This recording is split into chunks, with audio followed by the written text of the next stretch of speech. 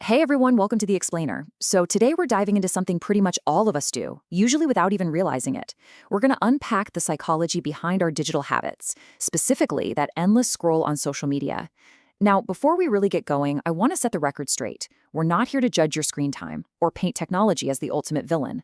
Honestly, it's more about pulling back the curtain on the absolutely brilliant, if highly persuasive, design of the apps we use literally every single day. So let's just get right into it. Have you ever picked up your phone for, just a minute, only to realize half an hour just completely vanished? Like, you tell yourself, I'm just going to check this one message, or let me just look at one post, and bam, an hour is gone. It's wildly relatable. If you're nodding your head right now, trust me, you are absolutely not alone here. Literally millions of us fall into this time warp every single day. And I really want to reassure you right off the bat. It's not a lack of self-control. It's not because you're lazy or weak-willed. Blaming yourself totally misses the bigger picture. The truth, it's careful design. Social media platforms are built on incredibly deliberate attention engineering. They're scientifically designed to capture and hold your attention for as long as humanly possible. So we're going to reverse engineer that today to figure out exactly what's driving our behavior. Which brings us to layer one, your brain on dopamine. Now, to really grasp this attention engineering, we kind of have to clear up a massive misconception. We hear dopamine all the time, right? And we usually think of it as just the feel-good chemical, like a quick hit of pure pleasure. But actually, scratch that. It's more about motivation and reward. Its primary job is to drive us to act, to seek things out. It creates a craving. When your brain simply anticipates a reward, dopamine is the exact thing motivating you to go out and get it. And man, our digital world is just packed with these potential rewards. Think about receiving a like on a photo, watching a super engaging video, or just discovering something completely unexpected. Every single one of those triggers releases a tiny, potent little drop of dopamine. It creates this incredibly powerful feedback loop. You get a tiny reward, so your brain says, hey, do that again. It's that chemical loop that serves as the main engine keeping your thumb scrolling. Moving on to layer two, the slot machine effect. So knowing that dopamine creates this whole search and reward loop, how do apps optimize it? Well, think about a casino slot machine. When you pull that lever, the uncertainty is the whole point.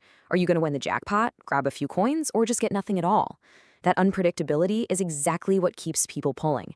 Now, draw a straight line right to your smartphone. The uncertainty of swiping a screen is literally the modern-day equivalent of pulling that slot machine lever. You have no idea what's coming next, and that surprise is exactly what keeps us totally hooked.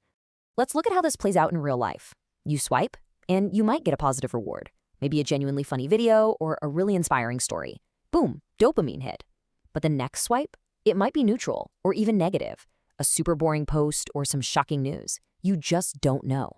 Because the reward is totally variable and unpredictable, your brain gets locked in the state of high anticipation, constantly searching for that next positive hit. Okay, layer three, the infinite scroll design. To really appreciate the genius, and frankly, the danger of this, we gotta look at how the internet used to be built. Think back to the old web. It was built on pages. You'd read an article, hit the bottom, and you actually had to consciously decide to click next. It was a natural stopping point. But the new web, the apps we use today, they rely on infinite scrolling. No stopping signals whatsoever. The content just keeps loading automatically. By stripping away those physical stopping cues, these platforms completely change the game for how we consume media. And here's the really wild part. Deep engagement actually makes time less noticeable. Without a clear stopping signal, our perception of time just completely warps. You're getting this constant stream of new info that entirely locks your attention. You're processing these micro rewards so fast that the outside world basically fades away. It totally drains our productivity and leaves us mentally exhausted. Honestly, it perfectly explains why a 5-minute check-in effortlessly snowballs into a lost hour. Finally, layer four, breaking the cycle. All right, now that we know exactly how the machine operates, we actually have the power to step outside of it. And I want to validate a huge point here. The goal isn't to throw your phone in a lake and quit completely. Technology is a tool, right? The goal is intentionality. You really don't need to quit everything. Small, strategic changes can dramatically reduce all that mindless scrolling. So let's look at 5 practical steps to regain the upper hand. First, just ask yourself why before opening an app. Are you actually looking for something specific, or are you just bored? Second, Turn off unnecessary notifications. Don't let your phone dictate your focus. Third, set daily screen time limits. Use the tools right there on your device. Fourth, try removing the most distracting apps from your home screen just to add a little bit of friction. And fifth, when you're doing deep work, keep your phone physically out of sight. Out of sight, out of mind really works. Which brings us to our conclusion, reclaiming your attention.